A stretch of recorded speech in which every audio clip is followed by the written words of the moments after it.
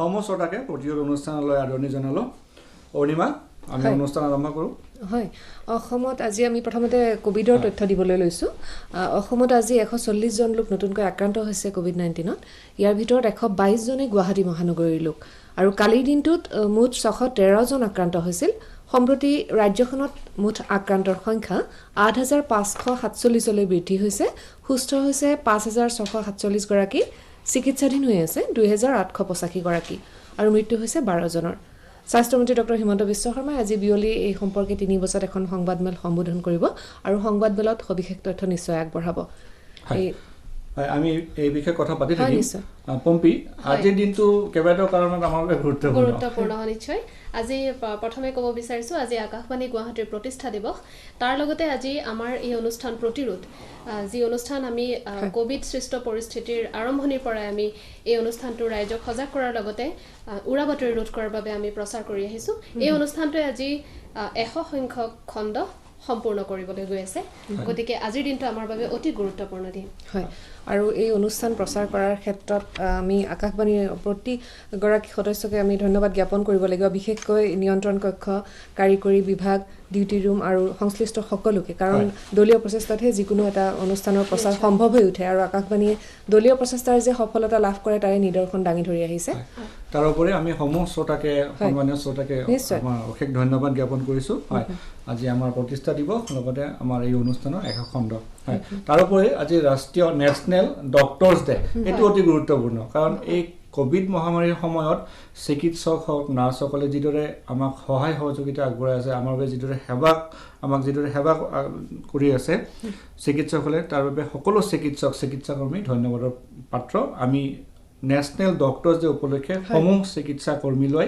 চিকিৎসা সেৱাৰ সৈতে জড়িত সকলো ব্যক্তিলৈ আমাৰ তৰফৰ পৰা শুভেচ্ছা আৰু আমি ধন্যবাদ জ্ঞাপন কৰিলোঁ হয় আজি আমাৰ 100 খণ্ড উপলক্ষে কেইবাগৰাকী স্বনামধন্য ব্যক্তি আমালৈ শুভেচ্ছামূলক বাৰ্তা আগবঢ়াইছে বা ৰাজ্যবাসীলৈ সজাগতামূলক বাৰ্তা আগবঢ়াইছে আমি প্ৰথমে শুনো অসমৰ মাননীয় ৰাজ্যপাল প্ৰফেসৰ জগদীশ মুখীয়ে কি কৈছে आज आकाशवाणी गुवाहाटी केंद्र अपना गौरवशाली 73वां स्थापना दिवस मना रहा है इस शुभ अवसर पर आकाशवाणी गुवाहाटी परिवार को मेरी हार्दिक बधाई और ढेर सारी शुभकामनाएं आकाशवाणी गुवाहाटी केंद्र की स्थापना देश की आजादी के तुरंत बाद ही हुई थी उसी समय से अब तक गुवाहाटी केंद्र असम सहित पूरे पूर्वोत्तर के लोगों के लिए एक अत्यंत भरोसेमंद संचार माध्यम के रूप में खड़ा है इस मौके पर मैं उन महान व्यक्तियों के प्रति अपनी कृतज्ञता व्यक्त करता हूं जिन्होंने अपनी कड़ी मेहनत और त्याग के बल पर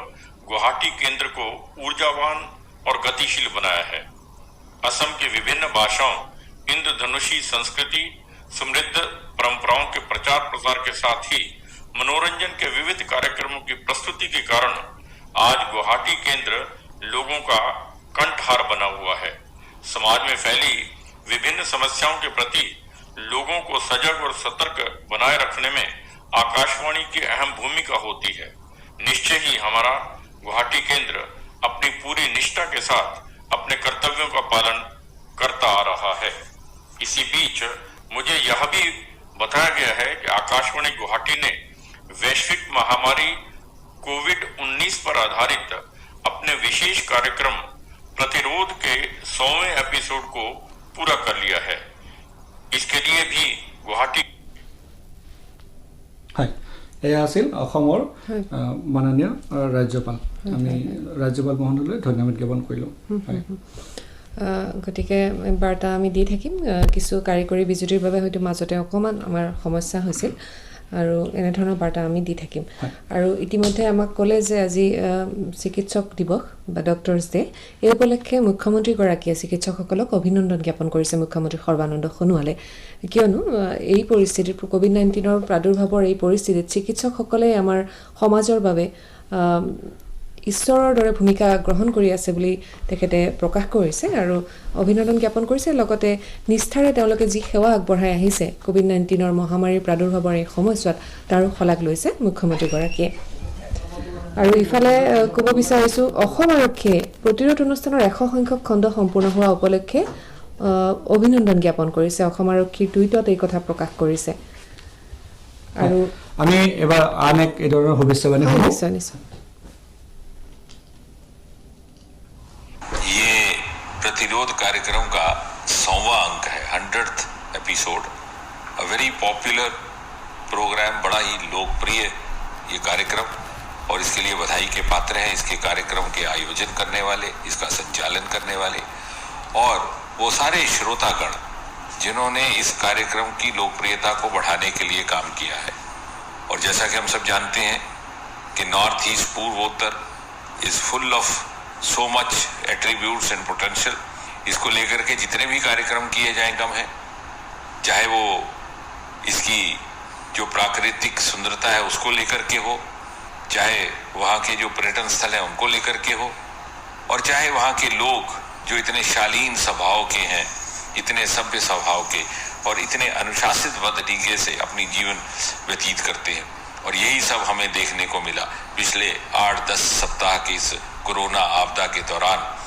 देश के अन्य क्षेत्रों की तुलना में, अन्य प्रदेशों और अन्य राज्यों की तुलना में पूर्व उत्तर has performed much better in its fight against corona. हमारा मृत्यु दर, death rate was much lesser compare to most other states and regions. हमारा डबलिंग टाइम भी बेहतर रहा। हमारे बहुत से ऐसे प्रदेश थे जो लगभग कोरोना पॉजिटिव रहे अंत तक, और जब मूवमेंट ऑफ पीपल प्रारंभ हुई तो फिर वहाँ पॉजिटिव केसेस आने लगे। उसका कारण ये था, एक तो प्रधानमंत्री नरेंद्र मोदी जी ने जो बहुत अर्ली लॉकडाउन की घोषणा कर दी थी 25 मार्च को, भले ही सारे देश में हुई, लेकिन जितना अच्छी तरह से उसका पालन पूर्व उत्तर में हुआ वो अपने में एक उदाहरण है। सोशल डिस्टेंसिंग के लिए नए नए तरीके इजाद किए गए, जिस प्रकार से गोले बना करके मार्केट में खड़े होने का एक चलन पैदा हुआ, वो नॉर्थ ईस्ट से ही प्रारंभ हुआ और देश भर में उसका अनुसरण किया गया। और यही कारण है कि आज जो हमारी रिवायत थी, जो हमारे वुमेन सेल्फ हेल्प ग्रुप्स थे, उन्होंने फेस मास्क इतने वैरायटी में, so many fanciful face mask that they are now becoming popular all over India. और इसी प्रकार आज ये मौसम है जब बाढ़ आती है, फ्लड आते हैं, रेनफॉल आता है। Mercifully this year we have not gone through that kind of devastation as in earlier years, लेकिन मैं आपके माध्यम से सबको आश्वस्त करवाना चाहता हूं कि प्रधानमंत्री श्री नरेंद्र मोदी ने 2014 से ही पूर्व उत्तर को सबसे अधिक प्राथमिकता दी थी। North east was placed highest in the priority, और उसी प्रायोरिटी के चलते आज से 2 वर्ष पहले जब बहुत बड़ी बाढ़ आई थी 3 प्रदेशों में, तो प्रधानमंत्री मोदी स्वयं गुवाहाटी उसका निरीक्षण करने के लिए पहुंचे थे। And the same spirit will continue in providing all kind of support from the central government, from prime minister Modi to North East in every situation as required. এয়া আছিল কেন্দ্ৰীয় ডনাৰ মন্ত্ৰী ডক্টৰ জিতেন্দ্ৰ সিং। আমি আন এটা অডিঅ' বাৰ্তা শুনো। আকাশবাণী গুৱাহাটী কেন্দ্ৰই কোভিডৰ সম্পৰ্কে প্ৰতিৰোধ নামৰ যি অনুষ্ঠান তেওঁলোকে ৰাইজৰ মাজত ইমান দিন পডকাষ্ট কৰিছে, খণ্ড সম্পূৰ্ণ হ'ব। তাৰ কাৰণে মই গুৱাহাটী আকাশবাণী ৰেডিঅ' কৰ্তৃপক্ষ সকলোলৈকে আন্তৰিক শুভেচ্ছা আৰু কৃতজ্ঞতা জ্ঞাপন কৰিছোঁ। কিয়নো এই যি মহামাৰীয়ে গোটেই বিশ্বত ত্ৰাসৰ সৃষ্টি কৰিছে, এই ত্ৰাসৰ সময়ত আমি যিবোৰ কৰ্তব্য পালন কৰিব লাগে, আমাক যিবোৰ নীতি নিয়ম স্বাস্থ্য বিভাগে বান্ধি দিছে, সেই 3টা নীতি নিয়মৰ সম্পৰ্কে সজাগতা সৃষ্টি কৰিবলৈ তেওঁলোকে দিনে নিশে অহৰ্নিশে যত্ন কৰি আহিছে। আৰু আমাৰ গাঁৱৰ গোটেই ভিতৰুৱা অঞ্চলবিলাকত সাধাৰণ ৰাইজক তেওঁলোকে এই দিশত সজাগ কৰাৰ কাৰণে, সচেতন কৰাৰ কাৰণে তেওঁলোকৰ এই যি প্ৰতিৰোধ কাৰ্যসূচী, অৰ্থাৎ কোভিডৰ বিৰুদ্ধে প্ৰতিৰোধৰ যি অস্ত্ৰ, এই অস্ত্ৰই হৈছে সজাগতা। তাৰ কাৰণে মই আকাশবাণী গুৱাহাটী কেন্দ্ৰক ধন্যবাদ জনাইছোঁ আৰু ৰাইজলৈ মই আহ্বান জনাইছোঁ তেওঁসকলে আপোনালোকৰ লগত যি সজাগতা সৃষ্টিৰ কাৰণে যিবোৰ কথা বিভিন্ন বিশিষ্ট ব্যক্তি বা বিশেষজ্ঞৰ দ্বাৰা প্ৰচাৰ কৰিছে, সেইবোৰ অসমৰ ৰাইজে মানক।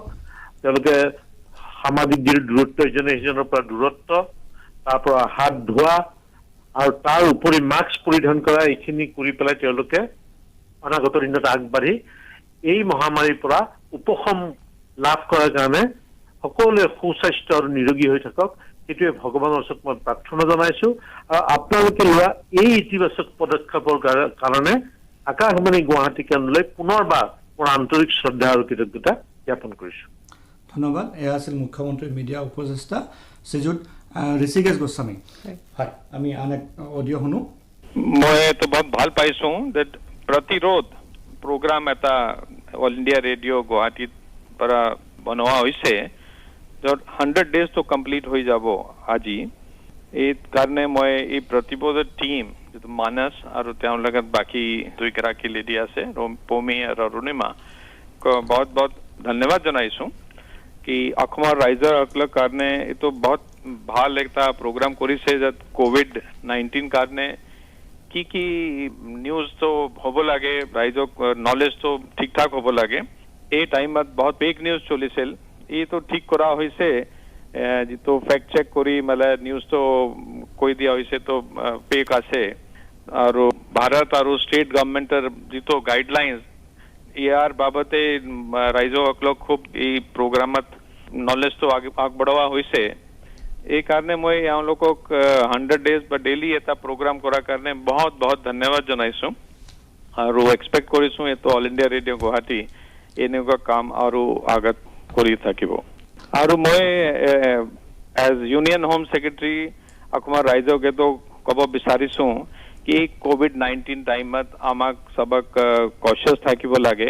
আমাৰ গাইডলাইনছত এটা নেশ্যনেল কোভিড ডাইৰেক্টিভ বুলি আছে, তো এইটো কোৱা হৈছে যে ফেচ মাস্ক বাহিৰত যেতিয়া যাব আপোনাৰ ফেচ মাস্কটো লগাব লাগে আৰু ভিৰ ভাৰ এলেকাত যাব নালাগে, গৈছে যাতে ফিজিকেল ডিষ্টেন্সিং সোশ্যাল ডিষ্টেন্সিং তো মেইনটেইন কৰিব লাগে। আৰু যি আমাৰ ৰাইজক 65 ইয়াৰ্ছৰ এবাভ বা কিবা বেমাৰী কাৰণে আছে তো এভয়েড কৰিব লাগে বাহিৰত যোৱা। আৰু প্ৰিকশ্যন আমি স্যানিটাইজেশ্যন হেণ্ড ৱাশ্বিং এইটো যদি আমি লওঁ তো এই বেমাৰী আমি ইজিলি হেণ্ডেল কৰিব পাৰোঁ। এই কাৰণে আমি ভয় কৰিব নালাগে, খালি প্ৰিকশ্যন তো ল'ব লাগে। মই তো সবক গুজাৰিশ কৰিছোঁ যে এইটো আপোনালোকে যদি কৰিব এই COVID-19 তো আমি চেক কৰিব পাৰোঁ। ধন্যবাদ। আমি শ্ৰীযুত ভালদাই ডাঙৰীয়ালৈ ধন্যবাদ জ্ঞাপন কৰিলোঁ। আমাৰ শ্ৰোতাসকলে জানি নিশ্চয় ভাল পাব, তেখেত বৰ্তমান কেন্দ্ৰীয় গৃহ সচিব আৰু তেখেত অসম মেঘালয় কেডাৰৰ ভাৰতীয় প্ৰশাসনিক সেৱাৰ জ্যেষ্ঠ বিষয়া। পূৰ্বে তেখেতে অসমৰ কেইবাখনো জিলাত কাৰ্যনিৰ্বাহ কৰিছিল। হয়, আমি এতিয়া অসমৰ মুখ্য সচিব শ্ৰীযুত কুমাৰ সঞ্জয় কৃষ্ণ ডাঙৰীয়াক দিয়া বাৰ্তাটো আমি শুনো। মই প্ৰতিৰোধৰ 100 খণ্ডৰ আজি কমপ্লিট হোৱাৰ কাৰণে মই কংগ্ৰেচুলেশ্যন জনাব বিচাৰিছোঁ, অভিনন্দন জনাইছোঁ। ৰাইজকো অভিনন্দন জনাইছোঁ যে এইটো কাৰণেই যে মানে এই অনুষ্ঠানৰ যোগেদি ৰাইজে এনেকুৱা এটা সময়ত COVID-19ৰ যিটো সময় আমাৰ এটা গৈ আছে, সেই সময়ত ৰাইজ উপকৃত হৈছে বুলি মই ভাবিছোঁ। আৰু মই অল ইণ্ডিয়া ৰেডিঅ'ৰ সকলোকে মই ধন্যবাদ জনাব বিচাৰিছোঁ। আৰু মই আশা কৰিছোঁ যে এনেকুৱা ধৰণৰ প্ৰগ্ৰামৰ যোগেদি মানুহে বহুত কথা জানিব পাৰিব। দ্বিতীয়তে, এতিয়া COVID-19ৰ ক্ষেত্ৰত গুৱাহাটীত আমি লকডাউন হৈ আছে, সম্পূৰ্ণৰূপে আমি লকডাউনটো পালন কৰাটো বিচাৰিছোঁ ৰাইজৰ পৰা, কাৰণ আমি গুৱাহাটীখনত বিচাৰোঁ যাতে এটা COVID-19ৰ ক্ষেত্ৰত যিটো পজিটিভ কেছ আমাৰ যেনেকৈ বাঢ়ি গৈ আছে, সেই তেনেকুৱা ধৰণৰ যাতে বাঢ়ি নাযায়, তাৰ কাৰণে আমাৰ যিটো চেইন, সেই চেইনডাল আমি ব্ৰেক কৰিব বিচাৰিছোঁ। ৰাইজৰ সহায় সহযোগ অতি প্ৰয়োজনীয় এইটো সময়ত। আৰু আপোনালোকে দেখিছে যে ছ'চিয়েল ট্ৰান্সমিশ্যন যোগেদি আমাৰ গুৱাহাটীত বহুত মানুহ এনেকুৱা যিবিলাকৰ ট্ৰেভেল হিষ্ট্ৰী নাই, তেওঁলোকৰ নম্বৰটো বহুত বাঢ়ি গৈছে। সেইটো বাঢ়ি নাযাবৰ কাৰণে এইটো এটা আমি লকডাউনৰ ব্যৱস্থা ল'বলৈ আগবাঢ়ি আহিছোঁ। ৰাইজৰ সহায় সহযোগিতা হ'লে এইটো আমি সফল হ'ম বুলি ভাবিছোঁ।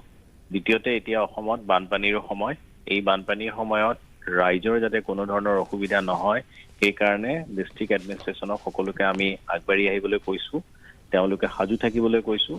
সকলো ৰাইজে যাতে সম্পূৰ্ণৰূপে সহায় সহযোগিতা পাব পাৰে, তাৰ বাবে আমি সকলো জিলা কৰ্তৃপক্ষক সষ্টম হৈ থাকিবৰ কাৰণে নিৰ্দেশ দিছোঁ। মই আশা কৰোঁ আমাৰ সকলো ৰাইজে এনেকুৱা সকলো বিপদৰ পৰা সোনকালে নিৰাপদে পাৰ হৈ যাম বুলি আমি আশা কৰিছোঁ। ধন্যবাদ। আমি অসমৰ মাননীয় মুখ্য সচিব মহোদয়লৈ ধন্যবাদ জ্ঞাপন কৰিলোঁ। হয়, আমি আন এক অডিঅ' বাৰ্তা আছে, এইটো শুনো। आकाशवाणी गुवाहाटी को स्थापना दिवस पर सभी को बहुत बहुत शुभकामनाएं। स्वतंत्रता के 1 साल बाद आज ही के दिन 1 जुलाई को आकाशवाणी गुवाहाटी की शुरुआत हुई थी। इतने सालों में इस सफ़र में काफ़ी प्रगति की है आकाशवाणी गुवाहाटी ने। एक चैनल से अब 4 चैनल हो गई हैं और नई तकनीक का भी अब इस्तेमाल काफ़ी होने लगा है। तो FM ब्रॉडकास्ट भी शुरू हुआ है, प्रोग्राम्स लाइव स्ट्रीम भी हो रहे हैं, सोशल मीडिया का भी इस्तेमाल हो रहा है। कोविड-19 के इस दौर में प्रतिरोध कार्यक्रम जो समाचार विभाग कर रहा है उसके भी आज 100 एपिसोड पूरे हो रहे हैं। ये सभी उपलब्धियां आकाशवाणी गुवाहाटी की श्रोताओं की वजह से हो पाई हैं। उनके सहयोग और प्रोत्साहन के लिए हम उनके बहुत आभारी हैं। आप सभी को बहुत बहुत शुभकामनाएं। এয়া আছিল আকাশবাণীৰ বাতৰি বিভাগৰ মুখ্য প্ৰধান সঞ্চালক শ্ৰীমতী ইৰা যোশী মেডাম। হয়, আমি মেডামলৈ ধন্যবাদ জ্ঞাপন কৰিলোঁ। এতিয়া আমি উত্তৰ পূৰ্বাঞ্চলৰ নৰ্থ ইষ্ট জোনৰ head of department Srijut LR Vishwanath Dangaria की कैसे हमें सुनो। नमस्कार। आकाशवाणी गुवाहाटी का ये सुंदर कार्यक्रम प्रतिरोध अपने आप में बहुत रोमांचक एवं मनोरंजक है। इसके बहुत सारे कड़ियों को मैंने खुद सुना है। इसमें जानकारी भी है और देश विदेश की चर्चा होती है। बहुत सारे विशेषज्ञ इसमें भाग लेते हैं, सीधा स्टूडियो में आकर या फोन इन में। और इसके जो मुख्य संचालक श्री मानस प्रतिम, उन्होंने इसे बहुत ही सब लोगों को समझने लायक प्रोग्राम बना के रखा है। इसमें जो भाषा इस्तेमाल होती है वो कोई भी समझ सकता है और इसने आकाशवाणी गुवाहाटी को बहुत ही पॉपुलर बना दिया है। और इसमें मैंने कुछ दिन पहले कोविड-19 के बारे में जानकारी देखी सुनी। उसी तरह police, law and order, election, media, तरह तरह के जानकारी देते हैं। रेडियो जो है हमारे जैसे देश में बहुत कामयाब है क्योंकि हर कोई टेलीविजन रख नहीं सकता। टेलीविजन रखने के लिए, चलाने के लिए बहुत सारी सुविधाएं चाहिए। भारत गांव में रहता है, गांव में पलता है और गांव में बजने के लिए सबसे अच्छा माध्यम रेडियो है। मुझे बहुत हर्ष हुई कि यह कार्यक्रम का 100वां कड़ी प्रसारित होने वाला है। अभी कुछ दिन पहले मैंने 50वां कड़ी में भाग लिया था और पता भी नहीं चला कि 50 से 100 आया। मेरी उम्मीद है मेरी प्रयास या कठिनता से चला जाएगा। मैं आकाशवाणी के मानस प्रतिम और उनके सब टीममेट्स को बधाई देता हूं और आशा करता हूं कि ऑल इंडिया रेडियो गुवाहाटी अपना झंडा हमेशा फैलाता रहे। আমি আন এক তথ্য দিব বিচাৰিছোঁ। কিছু সময় পূৰ্বে অসমৰ স্বাস্থ্যমন্ত্ৰীয়ে MMCHত এটা টেষ্টিং চেণ্টাৰ মুকলি কৰিছে। এইটো হ'ল ৰাজ্যৰ 13 নম্বৰ টেষ্টিং চেণ্টাৰ কোভিড-19ৰ বাবে। তেখেতে কৈছে আৰু এই ধৰণৰ 6টা টেষ্টিং লেব অসমত সোনকালে আৰম্ভ কৰা হ'ব। হয়, আমি পৰৱৰ্তী শুভেচ্ছা বাৰ্তাটো শুনো। প্ৰতিৰোধ প্ৰগ্ৰাম 100 এপিসোড সম্পূৰ্ণ কৰিছে। এইটো I would like to congratulate all India Radio, particularly the producers and the presenter of the program, Manas. Pratirod program Raijor karne bahut bhalke COVID সংক্ৰান্তে ইমান ইনফৰমেশন provide কৰিছে, plus যিমান fake news ওলাইছে তাক clarify কৰিছে। I can say that Pratirod has played a stellar role in helping the people. আমাৰ মানুহৰ সহায় কৰিবলৈ প্ৰতিৰোধ নিচিনা প্ৰগ্ৰাম কোভিডৰ সময়ত বহুত হেল্পত আহিছে। আই কংগ্ৰেচুলেট দেম ওয়ান্স अगेन আৰু ৰাইজক মই ৰিকুৱেষ্ট কৰোঁ যে আপুনি এইটো প্ৰগ্ৰাম শুনি থাকক। This is a credible source of information for everyone. নমস্কাৰ। এয়া আছিল অসমৰ আৰক্ষীৰ অতিৰিক্ত সঞ্চালক প্ৰধান হৰমিত সিং। আমি শ্ৰোতাসকলক জনাব বিচাৰিছোঁ, আমাৰ কেইবাগৰাকীও শ্ৰোতাই আমালৈ অডিঅ' বাৰ্তা প্ৰেৰণ কৰিছে, শুভেচ্ছামূলক বাৰ্তা প্ৰেৰণ কৰিছে। আমি সময়ৰ অভাৱত আটাইবোৰ আমি বজাবলৈ সক্ষম নহ'ম, কিন্তু আমি সকলোকে অশেষ ধন্যবাদ আমি জ্ঞাপন কৰিছোঁ। সাংবাদিক সুশান্ত তালুকদাৰে কি কৈছে আমি শুনো। হেল্ল'। হয়, সুখী হৈছোঁ যে আজি আকাশবাণী গুৱাহাটী কেন্দ্ৰই এটা গুৰুত্বপূৰ্ণ অনুষ্ঠান চলাই থকা 100 দিন হ'ল। এই গুৰুত্বপূৰ্ণ অনুষ্ঠানটি হ'ল প্ৰতিৰোধ কোভিড-19। এই অতিমাৰীৰ সময়ত আমাৰ অসমৰ ৰাইজে কেনেদৰে ইয়াৰ সৈতে সহাৱস্থান কৰিবলৈ প্ৰয়াস কৰিছে, লকডাউনৰ সময়ছোৱাত বা লকডাউন ক্ৰমান্বয়ে শিথিল হোৱাৰ সময়ত আকৌ পুনৰ গুৱাহাটীত যেনেকৈ লকডাউন হৈছে, এই সময়ছোৱাত কেনেদৰে ইয়াৰ সৈতে সহ অৱস্থান কৰি তাৰ সামগ্ৰিক যুঁজখন আগুৱাই নিবলৈ চেষ্টা কৰিছে সেই ক্ষেত্ৰত যি অনুষ্ঠান চলাই আহিছে 100 দিন পূৰ্ণ হোৱাটো অতি গুৰুত্বপূৰ্ণ কথা আৰু এইটো আমাৰ কাৰণে উৎসাহজনক কথা মই ভাবো যেহেতু আমাৰ এই অতিমাৰীৰ বিৰুদ্ধে যুঁজখন দীঘলীয়া হ'ব আমি যেটো ইংগিত পাইছো কাৰণ ভ্যাকচিন এটা নলোৱালৈকে এই কোভিড-19 বিৰুদ্ধে আমাৰ সমগ্ৰ মানৱ জাতিৰ যুঁজখন দীঘলীয়া হ'ব আৰু ভাৰত তথা অসম ইয়াৰ এই যুঁজৰ অংশীদাৰ হ'ব গতিকে আমাৰ সন্মুখত আছে ডাঙৰ প্ৰত্যাহ্বান আৰু যেহেতু এনে পৰিস্থিতিত আমি আচহুৱা পৰিস্থিতিৰ সন্মুখীন হৈ আমি নতুন নতুন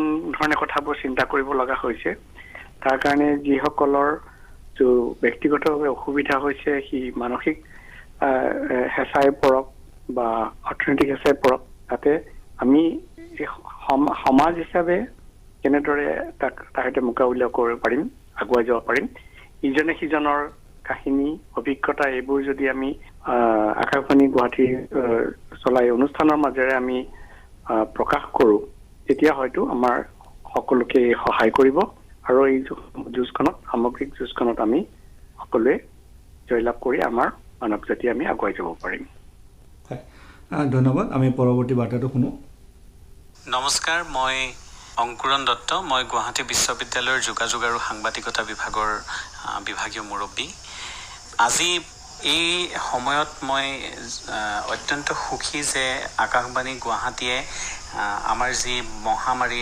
কোভিড-19 বা কৰোনা ভাইৰাছ সম্পৰ্কীয় এটি বিশেষ অনুষ্ঠান সম্প্ৰচাৰ কৰিছিল যাতে সাধাৰণ মানুহৰ মাজত এটা জাগৰণতা সৃষ্টি কৰিব পৰা যায় সাধাৰণ মানুহৰ মাজত এটা সজাগতা আনিব পৰা যায় তাৰ কাৰণে এই অনুষ্ঠানটো প্ৰতিৰোধ নামৰ অনুষ্ঠানটি তেওঁলোকে সম্প্ৰচাৰ কৰিছিল আৰু এই প্ৰতিৰোধ নামৰ অনুষ্ঠানটিয়ে 100টা খণ্ড সম্পূৰ্ণ কৰিছে এই বিভিন্ন খণ্ডত বিভিন্ন বিশেষ ব্যক্তিত্বই অংশগ্ৰহণ কৰিছিল অসমৰ মাননীয় মুখ্যমন্ত্ৰীকে আদি কৰি বহুতো ব্যক্তি ইয়ালৈ আহিছিল আৰু ময়ো এটি অনুষ্ঠানত অংশগ্ৰহণ কৰাৰ মোৰ সৌভাগ্য হৈছিল মই দেখিছোঁ যে কেৱল আমাৰ গুৱাহাটী বা ওচৰ চুবুৰীয়া অঞ্চলবিলাকতেই নহয় বহু দূৰৰ মানে গুৱাহাটীৰ পৰা বহু দূৰৰ বহু অঞ্চলত এয়া আছিল অংকুৰণ দত্ত আমালৈ শুভেচ্ছা বাৰ্তা প্ৰেৰণ কৰিছে উত্তৰ পূৰ্বাঞ্চলৰ আকাশবাণী আৰু দূৰদৰ্শনৰ এছিষ্টেণ্ট ডিৰেক্টৰ জেনেৰেল ইঞ্জিনিয়াৰিঙৰ শ্ৰীযুত শশীকান্ত ডাঙৰীয়া তেখেতেও এই অনুষ্ঠানৰ বাবে আমাৰ সকলো শ্ৰোতালৈ ধন্যবাদ জ্ঞাপন কৰিছে আজি আমাৰ সময় শেষ হ'ল আমি সমূহ শ্ৰোতালৈ পুনৰ নমস্কাৰ আৰু ধন্যবাদ জ্ঞাপন কৰি আমাৰ কোভিড-19ৰ এই বিশেষ অনুষ্ঠান প্ৰতিৰোধৰ আজি ইয়াতে সামৰণি মাৰিলোঁ কাইলৈ আমি পুনৰ উপস্থিত হ'ম গতিকে তেতিয়ালৈকে ঘৰতে থাকক সুৰক্ষিত থাকক আৰু শুদ্ধ তথ্যৰ বাবে আকাশবাণী শুনি থাকক ধন্যবাদ কৰোনা সজাগতাৰ অনুষ্ঠান প্ৰতিৰোধ আগবঢ়ালে মানস প্ৰতিম শৰ্মা অৰুণিমা গোস্বামী আৰু পম্পী দেৱীয়ে সহযোগ কৰিলে অপূৰ্ব মালিয়ে এয়া আকাশবাণী গুৱাহাটীৰ FM মহাবাহু আৰু প্ৰাগজ্যোতিষপুৰ